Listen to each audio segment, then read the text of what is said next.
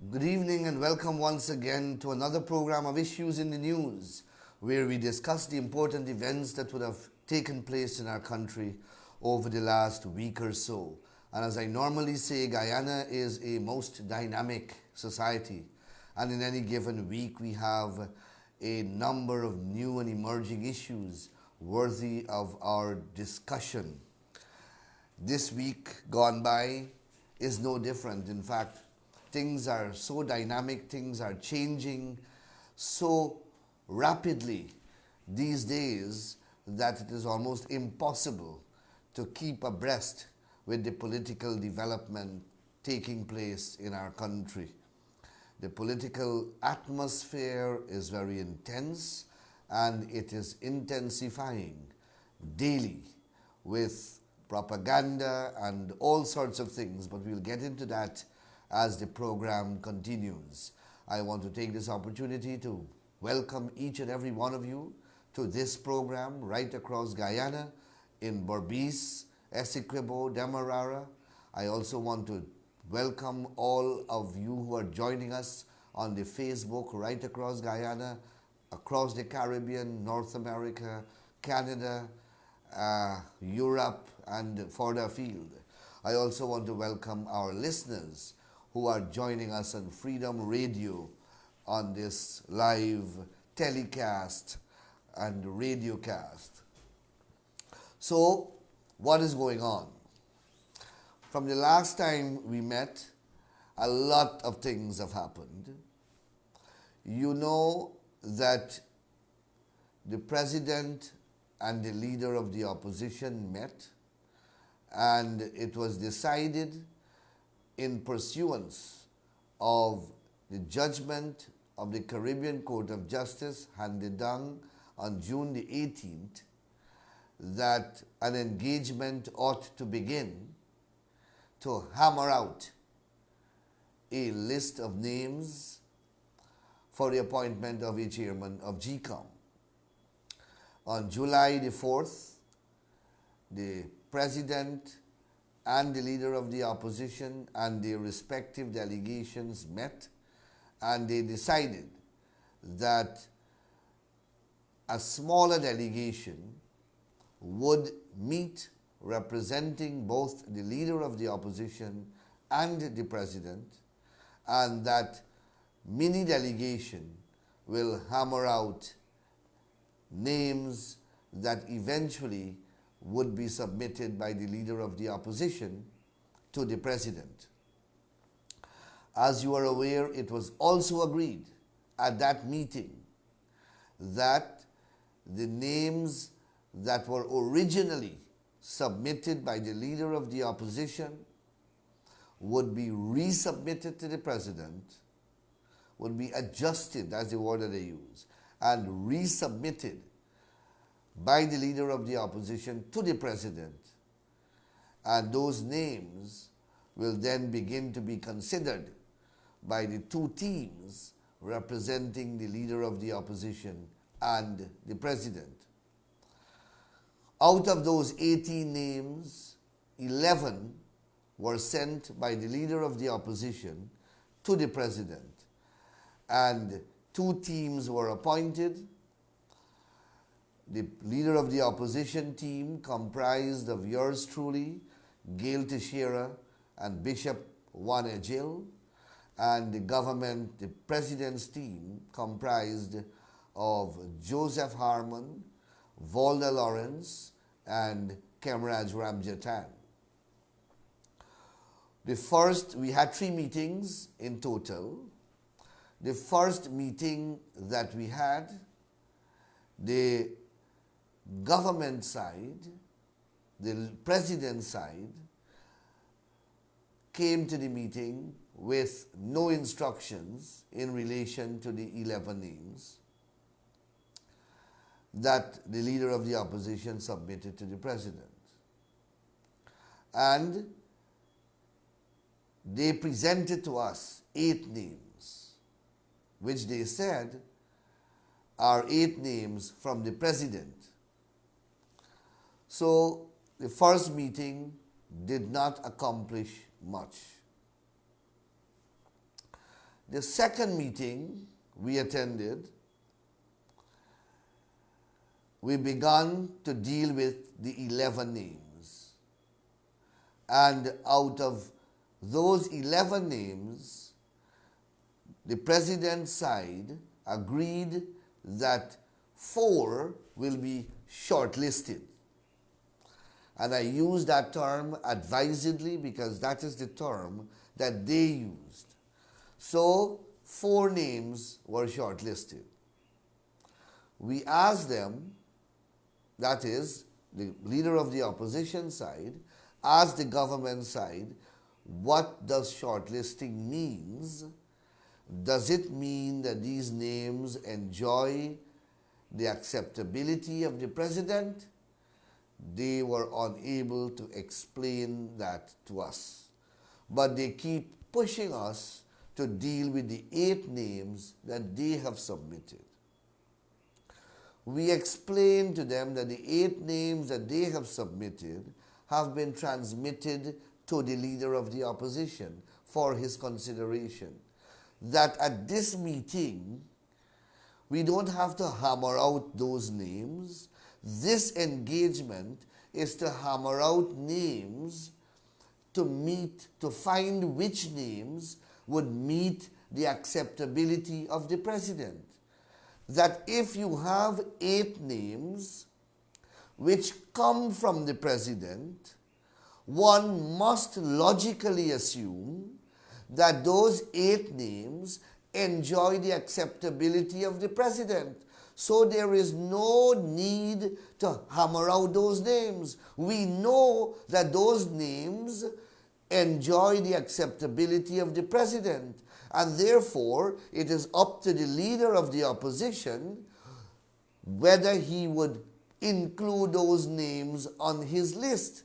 Because the Constitution did not change, has not changed. The leader of the opposition still is the authority who is required under the Constitution to submit names to the president. It's not the president who must submit names to the leader of the opposition. In fact, if the president submits names and then appoints one from those very names, then the appointment would be unilateral. And the reason why Patterson was removed and why his appointment was declared to be unconstitutional was because it was an appointment unilaterally made by the president without an input from the leader of the opposition. It is as simple as that. So, at the second meeting, we keep asking them, tell us what is shortlisting, what does shortlisting of these names signify? Does it signify that they meet the acceptance of the president? We can't get that a straight answer from them. We can't. So the meeting ended on that note. We wrote to Joseph Harman on the government side and we asked for clarification. We asked specifically, what does shortlisting of these names mean? What does it signify? What impact? Why are we shortlisting these names? Harman wrote to us and said, at the next meeting, he will explain what that means. So we turned up to the third meeting. At the third meeting, from the time the meeting began, I started to ask for an explanation, for a clarification of what this shortlisting of the 4 names signify. They refused to give us again a clear answer. They refused to commit that the shortlisting of the names means that they find the acceptability of the president. They then put another name on the list. So 5 names now became shortlisted. And I continue to ask, why are we shortlisting these names? Do they meet the acceptability of the president? They can't answer. They cannot commit to that. And I said, we decided after that, well, we are not going to participate in the meeting anymore. Then they said the most bizarre thing. They want us to hammer out the 8 names. I reiterated to them that, look, the 8 names have already come from the president. The president, we have to assume, is mentally sound. That he wouldn't give us 8 names that he does not find acceptable. Lo and behold, the people told us that they can't be sure that the 8 names that they brought enjoy the acceptability of the president. Well, after that, my brain shut down, because my brain works in a logical way. You have brought 8 names from the president, and you can't tell us whether those 8 names enjoy the confidence of the president, whether they enjoy the acceptability of the president. So why did you bring them? So you can't explain to us what these 5 names are shortlisted for. The 5 names out of the 11, you can't tell us why those names have been shortlisted. Now you have 8 names that you brought, and you now are telling us that those 8 names do not necessarily enjoy the confidence of the president. Well, is it not madness? How can you continue in such an engagement? So we decided to break it off and return the process back to the president and the leader of the opposition, and let the 2 of them try to work sense out of what I consider to be nonsense. Because 2 sides are meeting on behalf of the president, on behalf of the leader of the opposition, to hammer out names. One would have to assume that both sides have the authority of their respective principle to make sensible decision and to commit their principle to the decisions made at that meeting. That's why we are delegates of the principles. It means that we are authorized to make those decisions. It means that we are standing in the shoes of our principles. It means that we are the conduits of our principles. If not, then we are wasting time. And that is what I said when we aborted the meeting. Because we are not, what are we shortlisting the names for? Are we shortlisting them to go to the Olympics? Are we shortlisting them to go to Miss Universe? Are we shortlisting them to be Miss Guyana? Are we shortlisting them for the Oscars?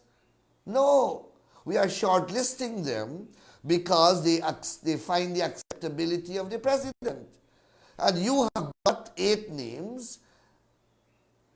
These are not 8 nominees for the Oscars. These are 8 nominees of the president that the president considers appropriate, fit, and proper and competent from the perspective of the president to be appointed a chairman of GCOM. If those are not logical assumptions to make and sensible inferences to draw, then the meeting is an engagement in futility and is not designed to fool the people of this country that we are making progress, whereas in fact the government has no intention of working out a solution and obeying the Constitution. And they have no intent of obeying the decision of the Caribbean Court of Justice. So that is where those engagements ended off. Then Friday gone, as you know, Friday was the 12th of July, and that was the day fixed for the Caribbean Court of Justice to deliver its consequential orders, orders that were consequential to the decisions which the court handed down on June the 18th of 2019. So, as you know, we are not dealing with ordinary people here. We are dealing with persons who clearly do not believe in the rule of law, persons who do not believe in democracy, and a president who tramples upon the Constitution every occasion he gets. And I can say that from the commencement of this president's tenure, from the commencement, he has been violating the Constitution in a most vulgar way. And I can give you multiple examples. If you go on my Facebook page, if you read my writings, I have been documenting them one by one. One, giving instructions not to promote senior police officers. That's a violation of the Constitution, because the Constitution says that only the Police Service Commission has that constitutional authority, not the President, and that the Police Service Commission, in the discharge of its function, must not be interfered with or influenced by the President or any member of the executive. Giving directions not to promote public servants to the Public Service Commission. These are matters that I took to the court, challenged them, and won them. Revocation of rice farmers' leases by the dozens. Revoking the lease for Red House. All of these are proprietary rights protected by the Constitution. A leasehold interest is what is called a proprietary interest in law, protected by the Constitution. And if you take away a man's lease unlawfully, if the state takes away or revokes a lease unlawfully, it means that you are taking away the man's property unlawfully and contrary to the Constitution, which protects private property in this country. Then you had the president interfering with Carville Duncan as head of the Public Service Commission, inviting the man to his office to resign. The president can't speak or interact in that way with independent office holders because he doesn't like the way Carville Duncan is running the public service, is performing his functions. He wants him to resign. Carville Duncan is there to prevent the president from overarching into the public service. These people don't understand. This man thinks he's in the army, where once you're a commander, you can do anything you want in relation to the ranks. And democracy doesn't operate like that. The army is the opposite of a democracy. That is an authoritarian organization where it is militaristic in structure. You have a one-down command. Those things don't happen in government. I mean, Burnham rigged elections and he stole elections and Roy did the same. But they understood the Constitution. They understood constitutional precepts and concepts. They were lawyers, of course, and that may have assisted them. But you don't have to be a lawyer to read the laws and to take legal advice. But so from the beginning, look, we have not had a judicial service commission in this country for over a year. For over a year. In fact, for the past 4 years that this president has been in office, the Judicial Service Commission has been more out than in, meaning that it has not been functioning because appointments to be made by the president are not being made in a timely manner. So 1 year or more would have passed and we don't have a judicial service commission to regulate our judges, to appoint magistrates. That is the state of Guyana's constitutional architecture as a result of the negligence of this president and his willful intention to breach the Constitution every occasion he gets. So we come back to the Caribbean Court of Justice consequential order. Because of that kind of an experience which we have of this government, because, for example, 80 names the president rejected, then choose this guy who he pulled out of a bag, James Patterson. Because of that type of behavior, we asked the court specifically to make certain specific orders, because we know that once it is left open-ended, then they will piss upon the Constitution again, and they will piss upon the CCJ judgment, because that is their nature. They twist and they turn and they feed their supporters like Jim Jones fed Kool-Aid to those people. They misrepresent and they lie and they distort. That is what they do. That is what they are good at. So Basil Williams will come out with a straight face and tell you something that the court did not say. And he will say that the court said it. So it is against that backdrop that we ask the court to do the exceptional thing of making certain coercive orders against the government. But the court did not do so out of veneration under the doctrine of separation of powers. You see, it is the judiciary, they're giving directions to the executive, and out of committee, these two arms or three arms of government, if you bring in the parliament, they don't normally make coercive directions against each other out of respect, what is called committee of relations in constitutional law. So the judges of the CCJ exercised that degree of committee and exercised what is called judicial restraint and did not issue coercive orders. But they were very, very clear in what they said. They were very clear. First thing, they said that the Constitution and the relevant provisions of the Constitution are written in exceptionally clear language. That they, the court, did not need to gloss over it. They did not need to interpret it. They did not need to tell.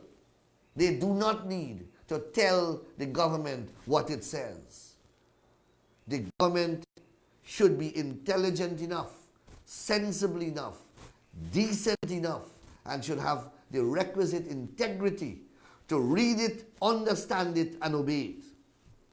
But, of course, we don't have a government like that.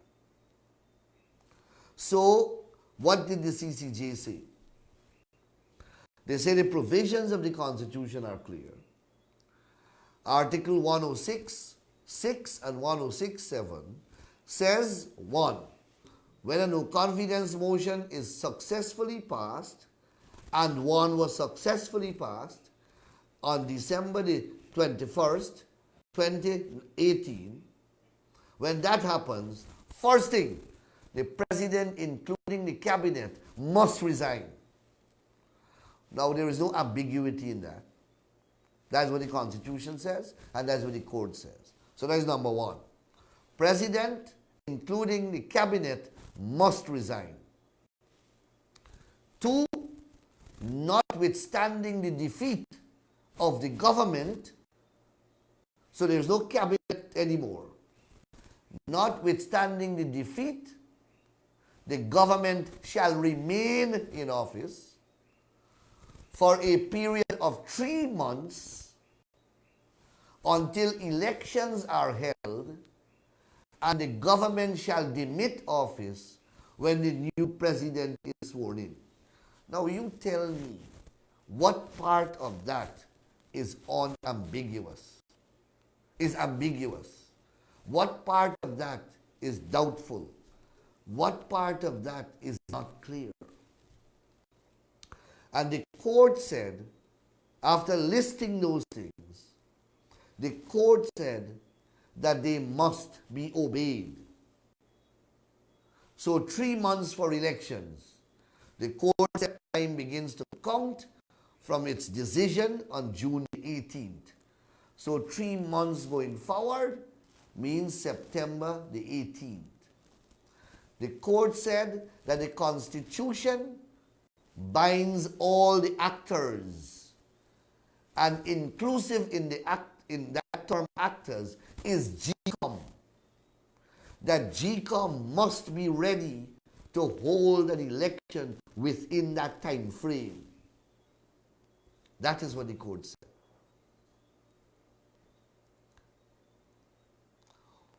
GCOM must be ready to hold an election within the time frame of 3 months. What has happened? Oh, and until the elections are held, during that 3 months period, the government is a caretaker government. It enjoys a caretaker status. What is so wrong? What is so difficult to understand?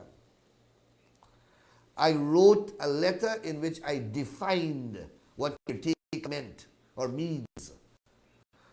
I went to the very book that the CCJ referred to. I see Basil Williams quoting the book. He's not quoting the book.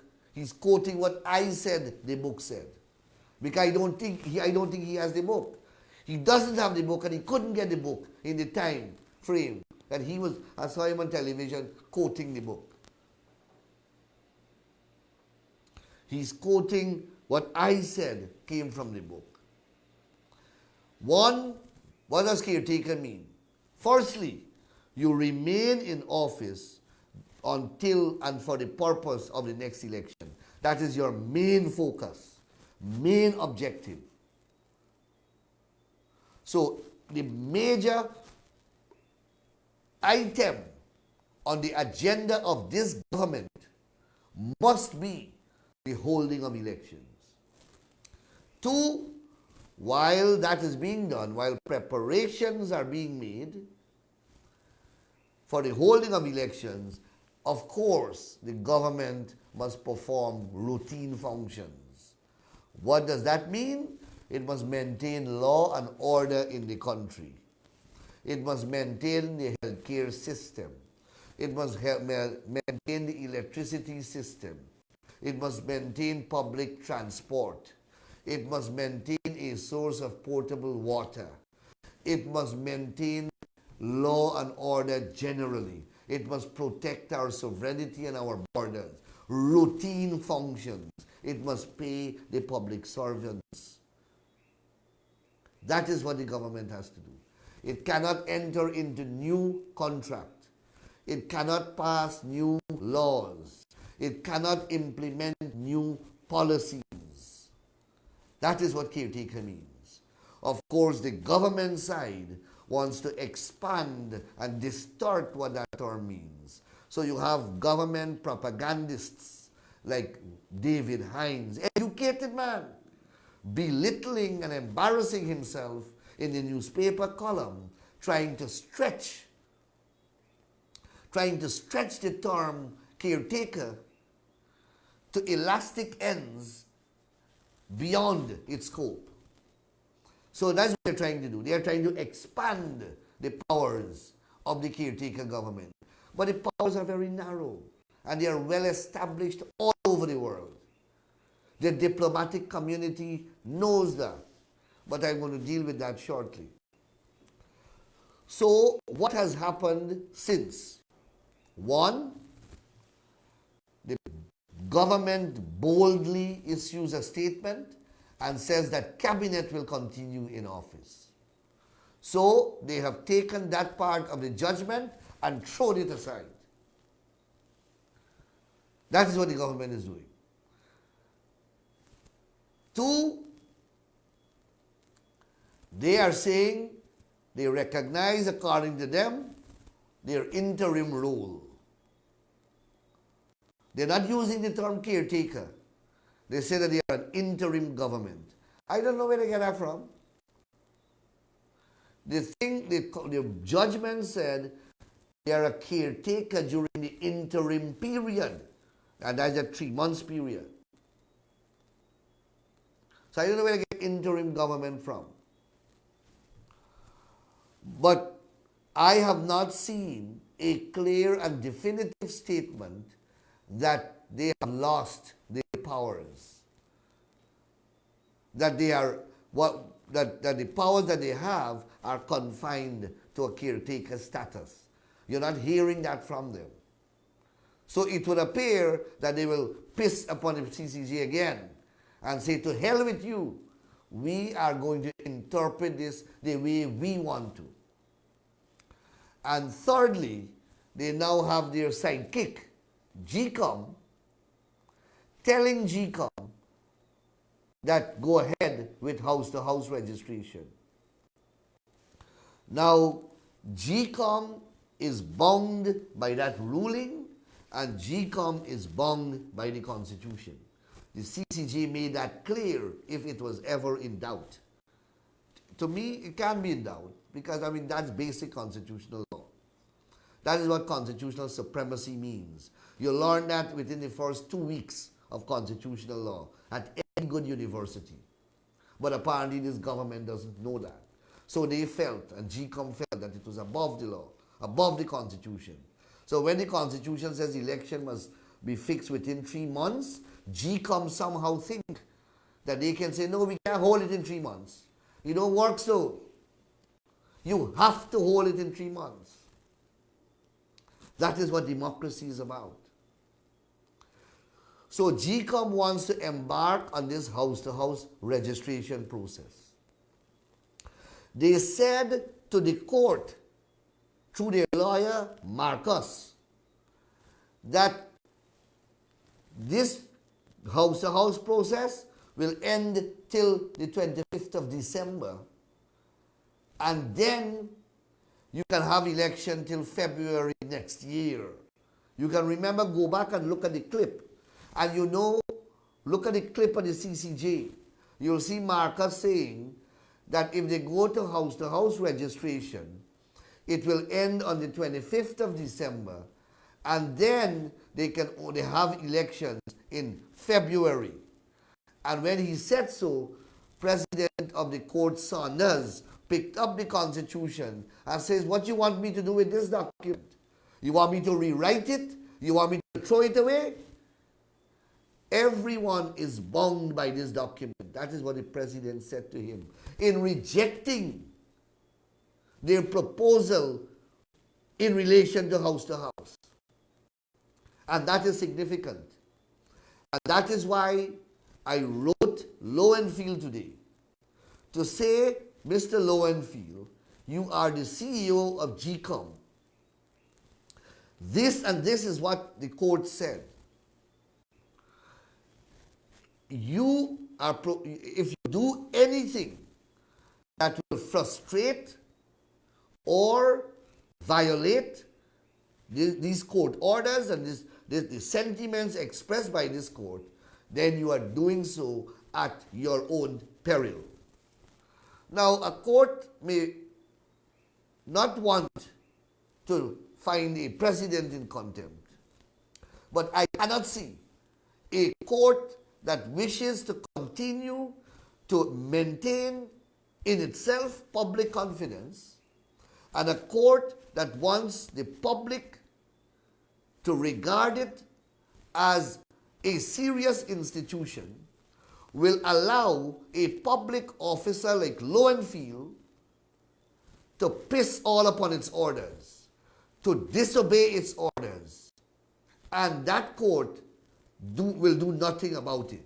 I want the CCJ, because we are going to make a test case here. We are going to go back to the CCJ. We will find a way to go back to them and say, look, you have made these orders. You have expressed these sentiments. And this is what this man is doing. His lawyer appeared before you. You made them, the CCJ made them a party.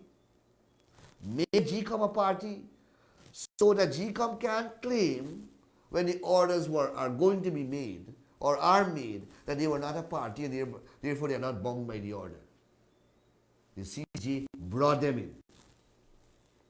And brought them in so that they can be bound by the order or orders. When they said to GCOM through their lawyer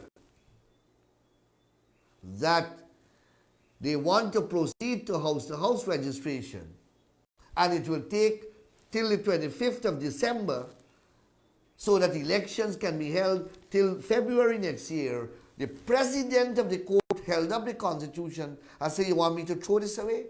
You want me to rewrite this document? I can't. We are all bound by this document. That is how Marcus was rebuked by the CCJ. If Lowenfield believes that he wants to test the law and he wants to proceed on house-to-house registration, that will make GCOM not ready within the time stipulated by the court and the Constitution, well then Lowenfield will have to face the consequences.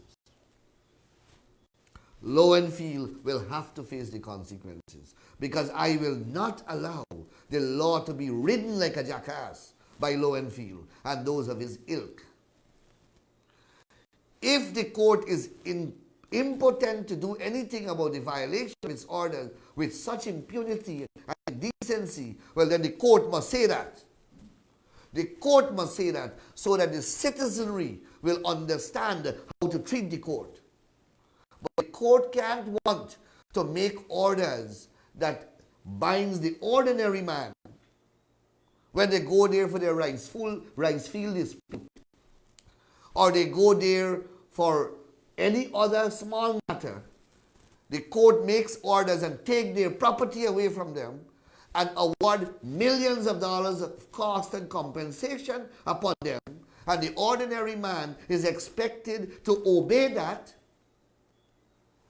But when you have a public officer taking political directions and violating the order of the court, and if the court doesn't want to do anything about it, well then we have to relook at the court. Because the court, in my view, is not serving its constitutional role and function.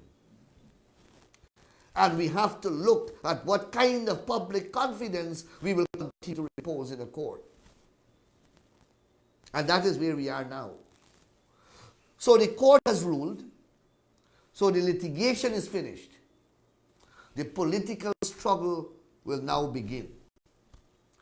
And to the international community, I say, I don't want you to tell me what APNU must do. I see there's a big public statement that APNU must, or government must obey the court order. The international community, you don't have to say that. They have a duty to obey court order. What are you going to do about it when they are not obeying the court order? That is the question. I know and you know, you have seen enough evidence that they are political authoritarians. That you have enough evidence that they are violating the Constitution, that they are abrogating the rule of law, that they are trampling upon democratic institutions. There is enough evidence of that. The international community now can't issue an innocuous statement that you must obey the court order and just leave it like that. The international community will now be in derogation of its duty if it is only going to make perfunctory pronouncements like that. Everyone knows that they must obey the court order. I don't need the ABC country to tell them that. The ABC countries must say what will happen if they do not obey the court orders. Are the ABC countries and the diplomatic community prepared to do nothing about the highest court orders of this country being disobeyed, being disregarded, being trampled upon by the government of the day? Is the international community going to tolerate that? CARICOM, the Caribbean Court of Justice, is a regional institution. CARICOM wants all CARICOM member states to join the Caribbean Court of Justice. That is the ultimate objective of CARICOM. What is CARICOM doing about its regional court order or orders being trampled upon, disregarded, and disrespected by a government, not an ordinary individual? You see, if an ordinary individual had done this, police would have been looking for him. They would have locked him up. What happened to the government? What is CARICOM saying? Is it going to allow one of its primary institutions, its only judicial organ within the region, its only regional judicial organ, is CARICOM going to allow it to be ridiculed? Will CARICOM allow it to be disrespected, dishonored in the way that this government is doing it? Well, these are issues now that are in the domain of the international community and within the domain of CARICOM. The government wants us whole day to engage in a debate with them as to what the CCJ judgment says and what it does not say. I have neither the energy, the time, or the patience to engage in that kind of nonsensical exchange. I have read the judgment. I know what it says. And I know that it is not being obeyed.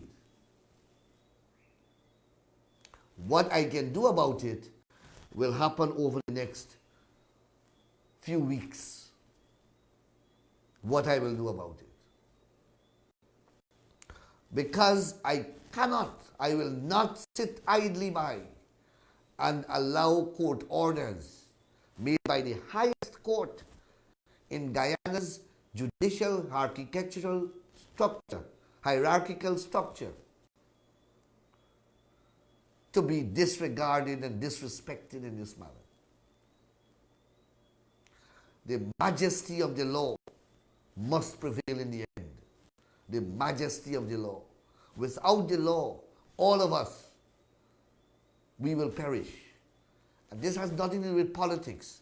You see, what is destroying this country is that everybody looking at everything through a political lens. This is not politics or politics alone. What is going on here is Guyana's nation state. Guyana's integrity as a nation state, as a civilized nation, is being tested. That's what is going on here.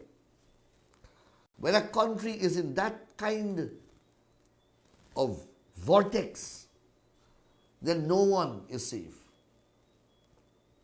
Imagine if this government decides to come after you one day. And when you run to the court, and the court grants orders protecting you, and they decide to disobey the orders and come after you, what will happen to you? Where will you run for justice? So when you excuse them here now for violating the court order because you may have voted for them or support them politically, you don't know what will happen tomorrow. You and them can get wrong. You and the government can fall out.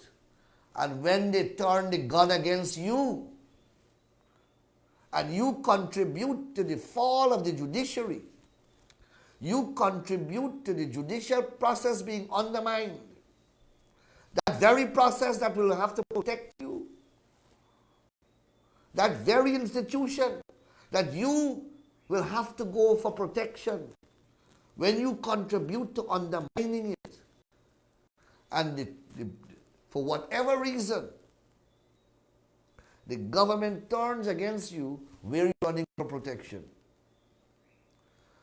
When you undermine the judiciary of a country, when you disrespect court orders, when you play politics with court orders, and you cause it to be disrespected, and you step in procedure, and you allow a president to step in and pardon somebody who are midway in the judicial system, you are striking at the heart of that system. And when you continue to strike at it like that, it will lose its power. It will lose its authority. And the government will lose respect for it. And it will lose its ability to protect you. And when that happens, well, cat eat your dinner. Cat eat your dinner. I can defend myself in the court system. Not all of us are that fortunate. So, mark my words. And the last thing I want to say before I go to the telephone. This misinformation, this wicked misinformation that is being peddled, that if this list is used, the current list, that thousands and tens of thousands people are going to be disenfranchised, is the lowest form of propaganda intending to mislead a people. That people, whoever they are, they can't vote. And if they are on the list, they can be removed tomorrow. Between an engagement, between the GRO and the GCOM. People who have emigrated, you can't remove their names on the list. Because they have a right to come back and vote here. They have that right. Once they are registered. That's the law. We have to change that law if you want that position to change. And the last cycle of registration was done up to October last year. So all that needs to be done is that people who have turned 14 from then, because up to October last year, persons who have turned 14 have been given an opportunity on that last cycle to put their name on the list. And we are not saying that don't put more people's name on the list. Open the list now for another cycle. And let those people who would have come of age from then to now be given an opportunity to go on the list. And all those who need name changes and so on, they can come on. Don't lie to people and say, but thousands are going to be disenfranchised. These are the things that cause genocide in certain societies. This is the kind of misleading information that laid the foundation for riots that destroyed countries. And that is the direction it will appear that some people would like to go.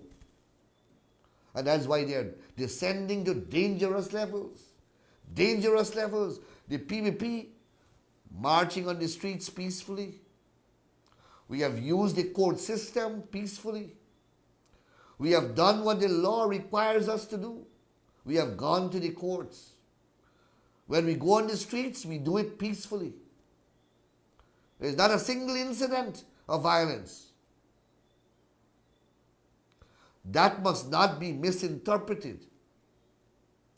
It must not be misinterpreted as an incapacity. We will follow the law and we will continue to follow the law. We will now go to the calls.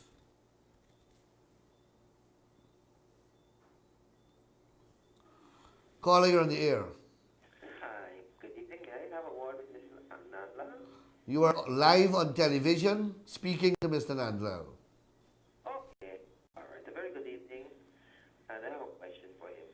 The question is, tell him it's his friend Henry Singh. Hi, good evening, sir. It's Henry, all right? Henry, you are live on television, on Facebook as well. Okay, thank you very much. I have a question. Listen to your very, very clear explanation. No, we know that you're very defiant, very obstreperous. Now, when you're acting with such defiance, what? Yeah, but I'm asking you a question. Yeah. Henry, you're getting a feedback. That's what's happening. I'm getting a feedback? Okay. Yes, you're getting a feedback there. You're getting me clear now? Yes, I'm getting you clear. Well, the question is, when you have people rebelling in such obstreperous manner, as is happening now, defying court orders, what do we do to get them out? Oh, thank you, Henry. Thank you. Okay. Well, there are a number of things, we have to struggle. We are engaged here in a struggle. One, we have to see as far as possible how we can get these court orders enforced by the judicial process, contempt and otherwise. Secondly, we have to intensify public protest. We have to put hundreds and thousands of people on the streets. Thirdly, we have to appeal to the international community to say this is a country that is going down the path of being a rogue nation. Because when that happens in the world, it's not only that country perishes, but there's a domino effect. And I don't think anybody wants another Venezuela in this region. So those are the three major platforms that we will have to concentrate our reaction over the next few weeks. Caller, you're on the air. Hey, Anil, how are you doing, sir? I can feel your frustration this morning here. I don't know. I spoke to last week and I mentioned my frustration and being fed up. However, I have to say that I'm also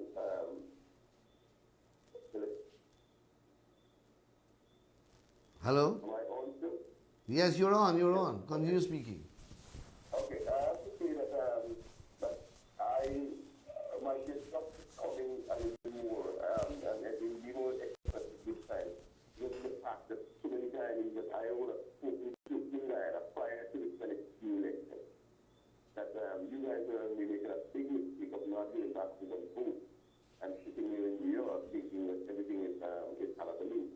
And today my ward has proven right, because I've warned them about the born and regime returning. Nobody listened then, and everybody's regretting now. Well, at least some of them are accepting. There's a people who would have met Kibo, some people who and they were saying things like, oh, the CBU doing it before, the CBU doing it before. Okay, well, what's happening now? Well, caller, thank you. And they don't be faced like a Muslim, and they all turn it back on us today. Yes, all right. Thank you very much, caller.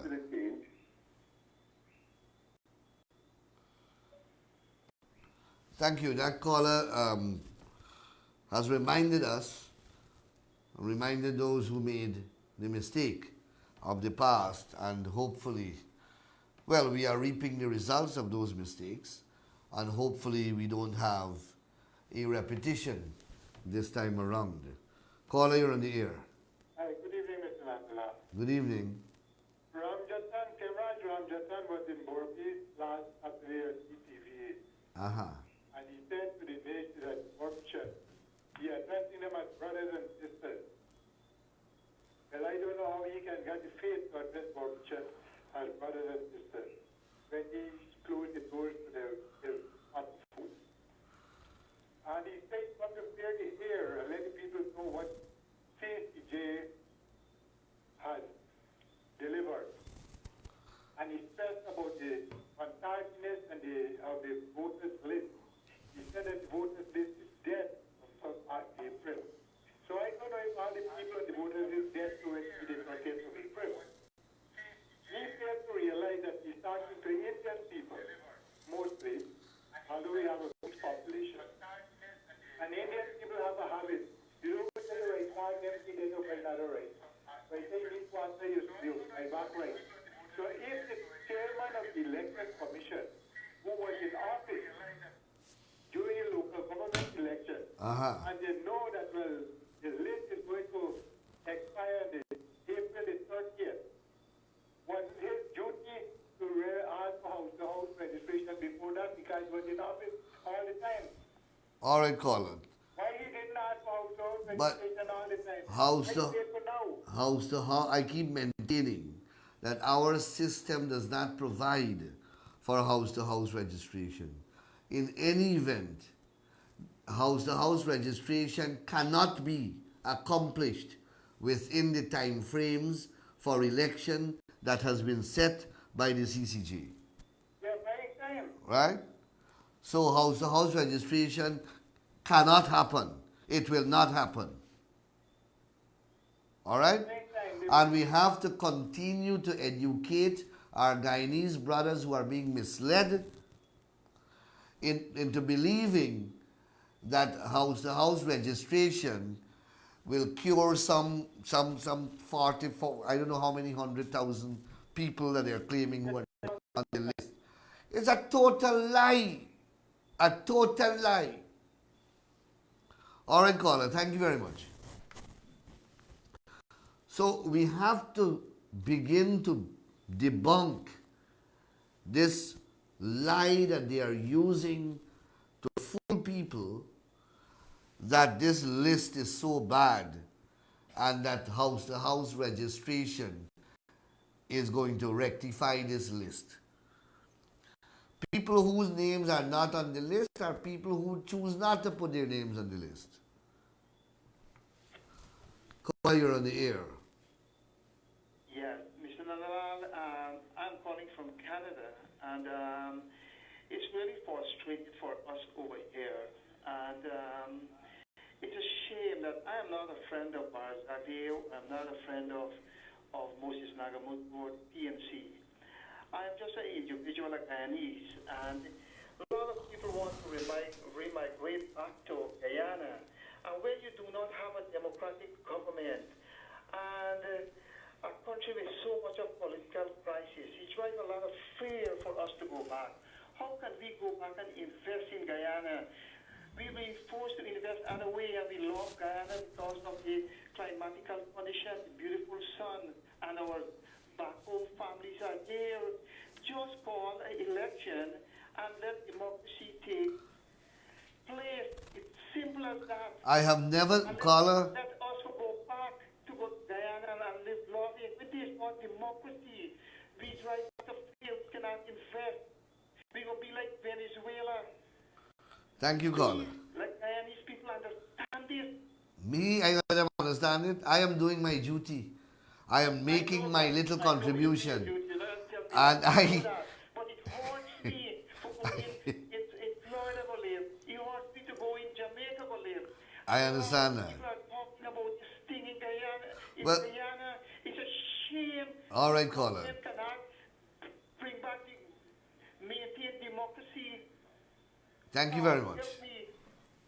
Caller, we are running out of time. I'm sorry. We're frustrated over here. Yes, I can feel your frustration. Thank you very much, caller. So you hear a very frustrated caller, but life goes on, and we have to do what we have to do, and all of us are making an attempt to change the status quo, but it requires a lot because you have people who are using the state's power now to entrench themselves and are exploiting political and other sentiments to get persons to take sycophantic positions that are so misleading, and they're continuing to mislead people, all because of what? Why are you so afraid? You are this big bad government. You have done so much for the people of Guyana. Your president has a rating of 90% of popularity at some poll conducted. You have turned around this economy. You have removed Guyana from the blacklisting. You have stopped the crime rate. All of those are boasts of this government. You have turned around the economy. People are finally seeing light at the end of the tunnel. That's what this government is saying. Well, oh God, go to the elections, man. Let us go to the elections now. What are you so afraid of? If you have done so well, are you afraid of your own people? I have never seen a government that is so frightened, so afraid, mortally afraid to face the polls. What are you afraid of? You have done so well according to you. Anyway, my operator is signaling to me that we have approached program time, and once again, in my concluding remarks, I want to thank you for joining me on Facebook, on Freedom Radio, on your television, and of course on Facebook, as I said, right across Guyana and North America and elsewhere. It has been a pleasure talking to you, and it has been a pleasure listening to you. I hope that we see each other again next week as we continue our conversation with a view of changing the course of our country's history to a more pleasant one. Thank you, and see you until next Tuesday. Good evening.